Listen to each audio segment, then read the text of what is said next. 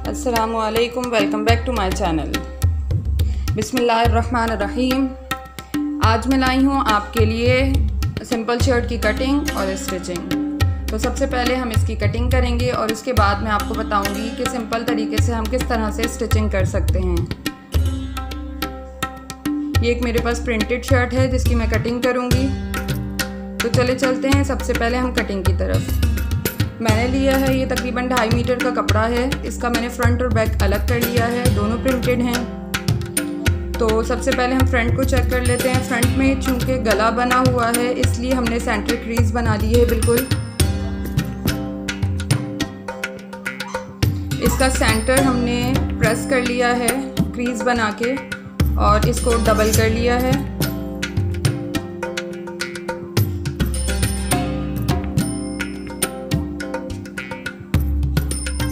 सबसे पहले हम इसकी लेंथ नाप लेते हैं। लेंथ हमें कितनी चाहिए? मुझे इसकी लेंथ चाहिए तकरीबन 40 से 41।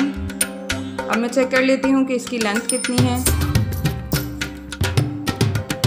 ये तकरीबन 43 आ रही है। मुझे 41 चाहिए ताकि इसकी लेंथ तैयार 40 हो जाए।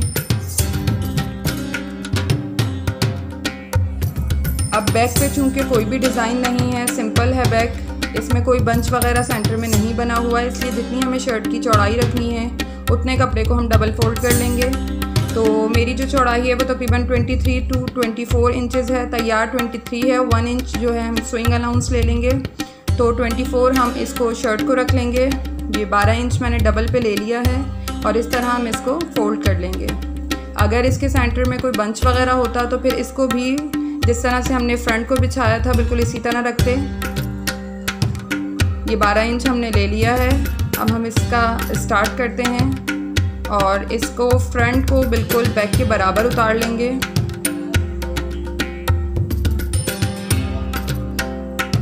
सबसे पहले हम तीरा नाप लेंगे कि हमें तीरा कितना चाहिए। जितना तीरा होगा उससे आधा इंच हम ज़्यादा रखेंगे। 7 इंच में हमारा तीरा है, आधा इंच एक्स्ट्रा रखूँगी। 7.5 इंचेस तीरे का निशान लगा लिया है।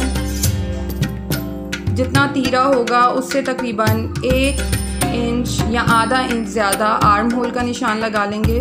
तो तीरा हमने 7.5 इंचेस रखा है। 8 इंचेस में आर्म होल का निशान लगा लूँगी या 8.5 इंचेस आर्म होल का निशान लगा लेंगे और इस तरह से एक चकोर बॉक्स ड्रॉ कर लेंगे।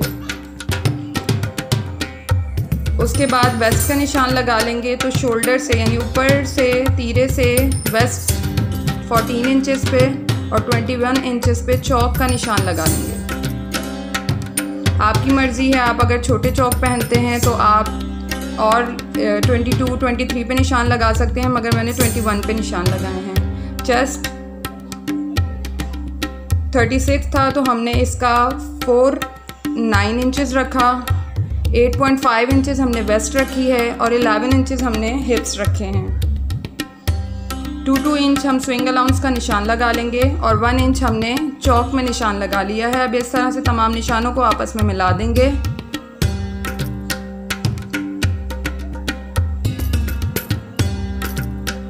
अब हम आर्म होल का निशान लगा लेंगे। 2 इंच हमने इस तरह से निशान लगा के इस निशान को हमने स्विंग अलाउंस जो हमने रखा था वहाँ तक निशान लगा लेंगे। अब हम इसकी कटिंग कर लेते हैं।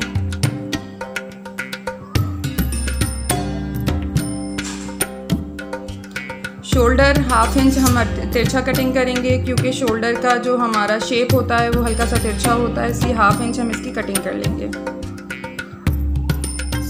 बाकी जिस तरह से हमने निशान लगाए हैं बिल्कुल इसी तरह से परफेक्ट तरीके से हम इसको कटिंग कर लेंगे और कट लगा के निशान लगा लेंगे ताकि हमें अंदाज़ा हो जाए कि वेस्ट और हिप्स का निशान कहाँ तक हमें सिलाई लगानी है। अब हम बैक गले की कटिंग कर लेते हैं। बैक गले की जो चौड़ाई है, विड्थ है, वो तकरीबन मैं 3 इंचेस लूँगी और जो इसकी लेंथ है वो भी 3 इंच लूँगी। गोलाई में निशान लगा लेंगे और इसकी कटिंग कर लेंगे। ये बिल्कुल परफेक्ट तरीके से हमारे बैक गले की कटिंग हो गई है। अब हम फ्रंट के आर्म होल की डीप कट कर लेंगे। आधा इंच तिरछा निशान दे देंगे और इस निशान को ऊपर शोल्डर से मिलाते हुए स्टिचिंग के निशान तक ले जाएंगे और इसकी कटिंग कर लेंगे।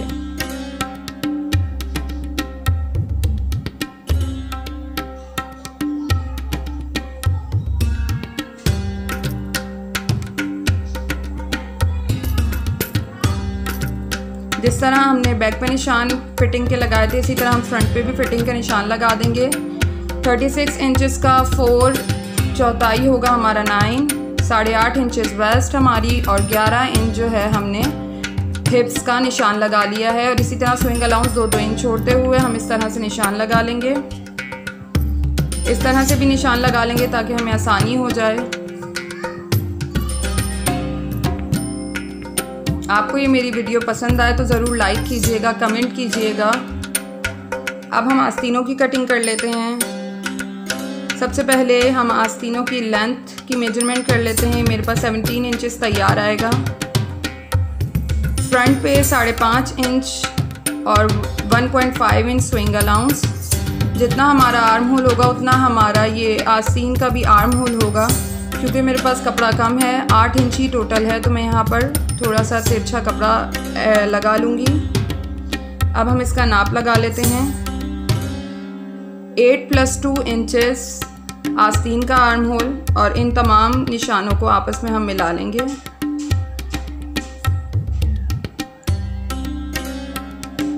उसके बाद आर्म होल की गुलाई का निशान लगा लेंगे।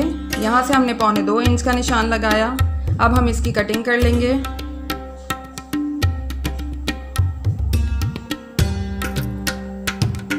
आस्तीन की जो फ्रंट के आर्म होल की कटिंग होती है वो हम ये क्योंकि मैंने जॉइंट लगाया है तो जॉइंट लगाने के बाद में उसकी कटिंग करूँगी।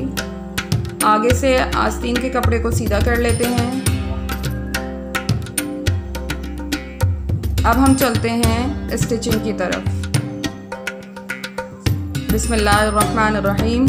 तो सबसे पहले हम फ्रंट गला बनाएंगे। आपको मेरी वीडियोस में राउंड नेक की वीडियो मिल जाएगी। मैंने इसमें राउंड नेक ही बनाया है। 6 इंच इसकी विड्थ ली है और 6 इंच ही इसकी लेंथ ली है मैंने। आप अपनी मर्ज़ी के मुताबिक गले को चौड़ा और लंबा कर सकते हैं। साइडों में तकरीबन आधा इंच कपड़ा छोड़ दिया था। इस पे सिलाई लगा लूँगी। जिन लोगों ने मेरे चैनल को अभी तक सब्सक्राइब नहीं किया हो मेरे चैनल को सब्सक्राइब कर दें और बेल आइकन भी ज़रूर प्रेस करें ताकि मेरी आने वाली वीडियोस की अपडेट्स आप लोगों को मिलती रहें। राउंड शेप में इसका हम सिलाई लगा लेंगे।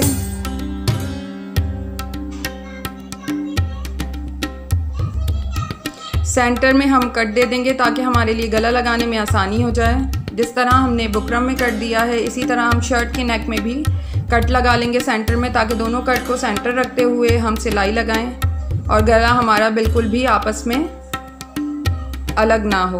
इस तरह से हम कट को कट पर रखेंगे और जो हमने निशान लगाया था गले का चौड़ाई का उसके ऊपर हम सिलाई कर लेंगे।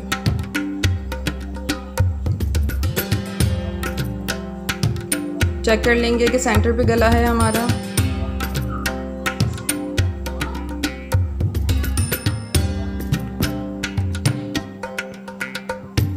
एक एक बुक अब इस तरह से आप चेक कर लें अपने दोनों सिलाइयों को, शोल्डर की जो कटिंग है उसके साथ और आर्म होल की कटिंग के साथ। अगर वो दोनों बराबर हैं और आपके जो गले की सिलाई है वो आपस में मिल रही है तो इसका मतलब आपका गला बिल्कुल परफेक्ट है। अब इसी तरह हमने एक एक बूट के फासले पे कपड़ा छोड़ के कटिंग कर लिया। तिरछे निशान लगा लेंगे ताकि पलटने में हमें आसानी हो जाए। जो फ्यूजिंग था उसके किनारे के ऊपर हम सिलाई लगा लेंगे ताकि गला आराम से बैठ जाए। आपकी मर्ज़ी है ये सिलाई लगा लें या इसको प्रेस कर लें।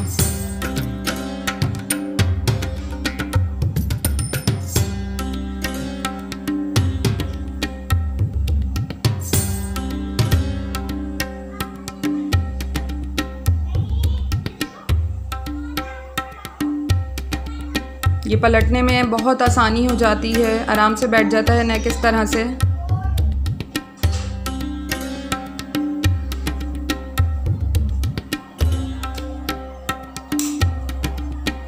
आप चाहें तो तुरपाई कर लें और चाहे तो इसके ऊपर भी सिलाई लगा लें।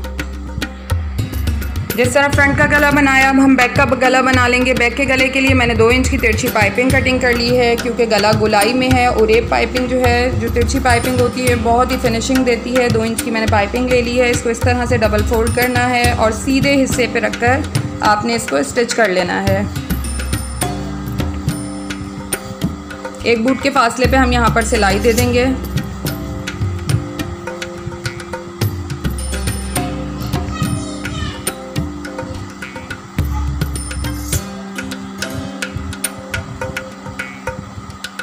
एक्स्ट्रा बची हुई पट्टी को कटिंग कर लेंगे और जिस तरह फ्रंट के गले में हमने तिरछे कट दिए थे, इसी तरह बैक के गले में भी हम तिरछे कट दे देंगे। तकरीबन 1-1 इंच के फासले पे आप कट लगा लें। इसमें जिस तरह फ्रंट के गले के ऊपर आपने फ्यूजिंग के ऊपर सिलाई दी, इसी तरह से बैक गले की पाइपिंग के ऊपर सिलाई दे देंगे तो ये आराम से जो है पलटा जाएगा। बहुत ही आसान तरीका है ये, ज़रूर इसे ट्राई कीजिएगा और मुझे कमेंट बॉक्स में कमेंट कीजिएगा कि मेरी ये वीडियो आप लोगों को कैसी लगी। अब हम शोल्डर आपस में अटैच कर लेंगे। इस तरह से जो बैक की पाइपिंग है उसको फ्रंट पे फोल्ड कर देंगे। इससे ये होता है कि हमारे जो शोल्डर के ऊपर है जॉइंट नज़र नहीं आता, बल्कि वो गुम सिलाई हो जाती है। इस तरह से आपने पाइपिंग को पलट लेना है।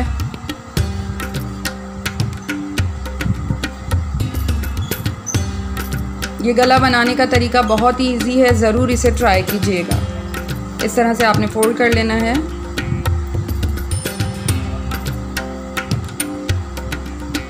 ये देख लें, ये बिल्कुल इसमें जॉइंट नज़र नहीं आता, ये इस तरह से हो जाता है।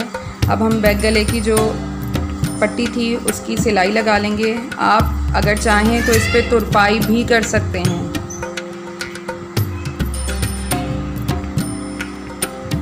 मगर मैं इसमें सिलाई लगा रही हूँ। तुरपाई से फिनिशिंग आती है और बहुत ही खूबसूरत बैठ जाता है गला। खूबसूरती आती है तुरपाई से बनिस्बत सिलाई के।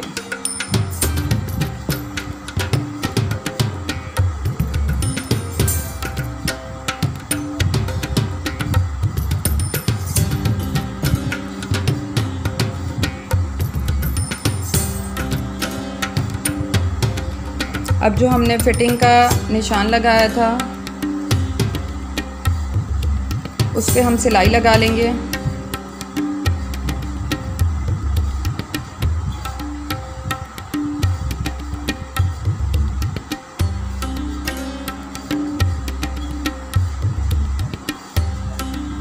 चौक की सिलाई जहाँ ख़त्म होगी वहाँ से हम इसे पक्का कर देंगे।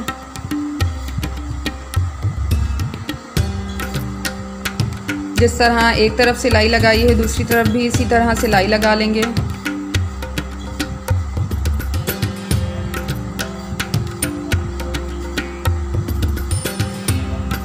ये बिल्कुल हमारी रेडी है, यानी गला हमारा बन चुका है और साइड की फिटिंग हमने कर ली है।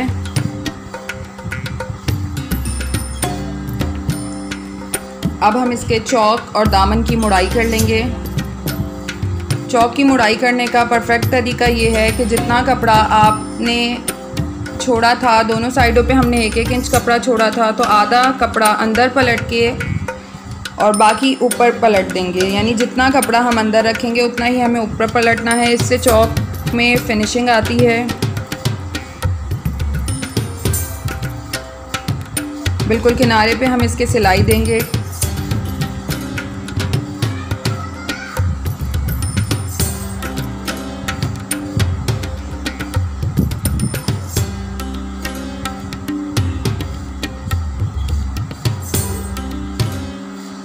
चौक के बिल्कुल किनारे के ऊपर इस तरह से सिलाई लेके जाएंगे तो फिनिशिंग रहेगी। इस तरह से इसके बिल्कुल किनारे के ऊपर सिलाई देंगे दूसरे चौक पे जाने के लिए। जिस तरह फ्रंट का हमने चौक मोड़ा था, आधा इंच का कपड़ा अंदर फोल्ड किया था और आधा इंच का ऊपर, इसी तरह से हम आगे भी करते जाएंगे। पूरी शर्ट में इसी तरह से करेंगे। दोनों चौक इसी तरह से फोल्ड होंगे। जिस तरह हम एक चौक को फोल्ड कर रहे हैं इसी तरह से दूसरे चौक को भी फोल्ड कर लेंगे। किनारे के ऊपर सिलाई देनी है। ये देख लें, इस तरह से ये रेडी हो गया है। इसी तरह हम दूसरे चौक की भी सिलाई कर लेंगे। 1 इंच का कपड़ा हमने रखा था, आधा इंच अंदर फोल्ड कर देंगे। चौक की मुड़ाई करने के बाद हम दामन की मुड़ाई भी बिल्कुल इसी तरीके से करेंगे।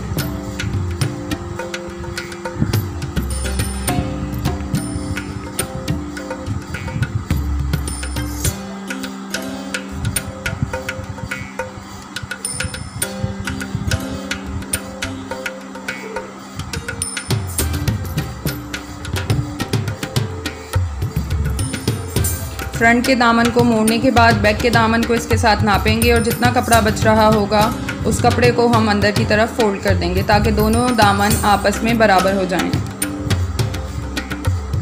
चौक के किनारे से पकड़ के नापेंगे। अभी जितना कपड़ा बच रहा है इसको अंदर की तरफ फोल्ड कर देंगे।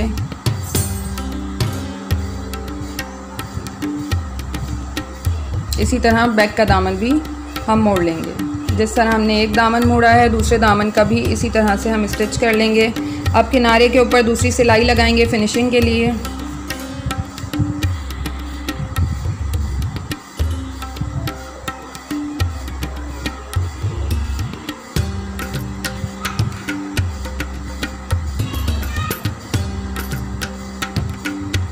दूसरी सिलाई भी बिल्कुल किनारे के ऊपर लगाएंगे।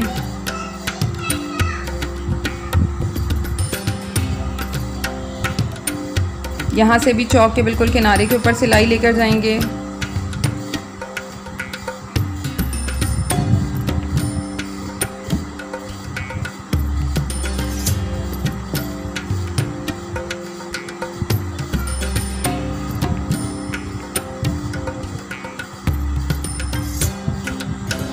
इस तरह से हमने सिलाई कर ली है। चौक इस तरह से हमारा किनारा बन गया है।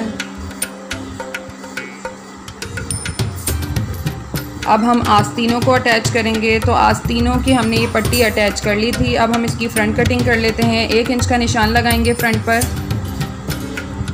और इस निशान को इस तरह से मिला लेंगे आपस में और कटिंग कर लेंगे उसकी। याद रहे कि ये हिस्से हमें फ्रंट पे लगाने हैं, बैक पे नहीं लगाने, नहीं तो फिटिंग हमारी जो है वो ख़राब हो जाएगी। और इस तरह से सेंटर कट लगा लेंगे। अब आस्तीन को ज्वाइन करने का भी मैं आपको एक आसान तरीका बता देती हूँ। हमने शर्ट का फ्रंट हिस्सा लिया है और शोल्डर से हम लगाना है। इसको स्टार्ट करेंगे। जो हमने सेंटर कट लगाया था स्लीव के ऊपर उस कट को शोल्डर की सिलाई के ऊपर रखेंगे और आधा इंच का कपड़ा जो हमने स्विंग अलाउंस के लिए लिया था उसके ऊपर सिलाई लगा लेंगे और इसको आर्म होल की सिलाई में ले जाकर, जो हमारी शर्ट की आर्म होल की सिलाई थी, जो हमारा फिटिंग का निशान था, उससे आधा इंच पहले हम इसे स्टॉप कर देंगे। बहुत ही आसान तरीका है ये शर्ट पे स्लीव को अटैच करने का।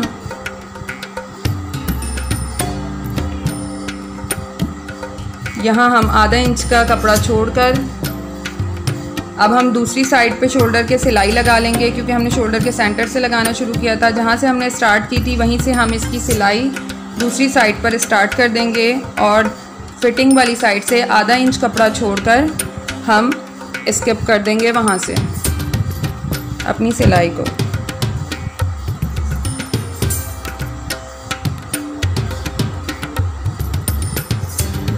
ये देख लें हमारी जो स्लीव थी उसको हमने आर्म होल के साथ अटैच कर दिया है। अब हम स्लीव की फ़िटिंग जो हमने निशान लगाया था उस पे हम सिलाई लगा लेंगे। 5.5 इंच हमने फ्रंट जो स्लीव थी हमारी उस पर हमने निशान लगाया था। बाकी हमारा कपड़ा स्विंग अलाउंस किनारे पे हम इसे पक्का कर लेंगे और बचे हुए कपड़े को इस तरह से फोल्ड कर देंगे तो फ्रंट की स्लीव में वो कपड़ा नज़र नहीं आता।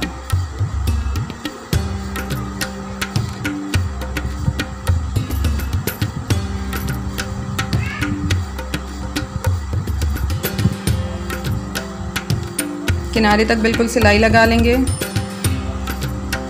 अब जो हमने दोनों साइड से आधा इंच का कपड़ा छोड़ा था उसके ऊपर भी सिलाई लगा देंगे।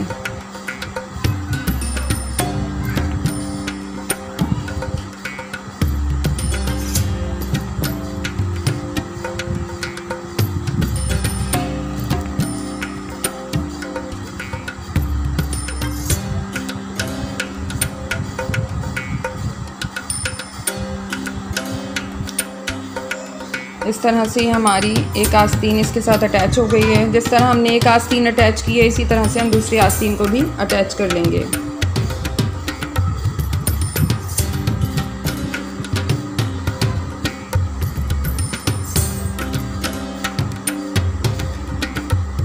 शर्ट हमारी बिल्कुल रेडी हो गई है। ये हमने फ्रंट गला, बैक गला, आर्म होल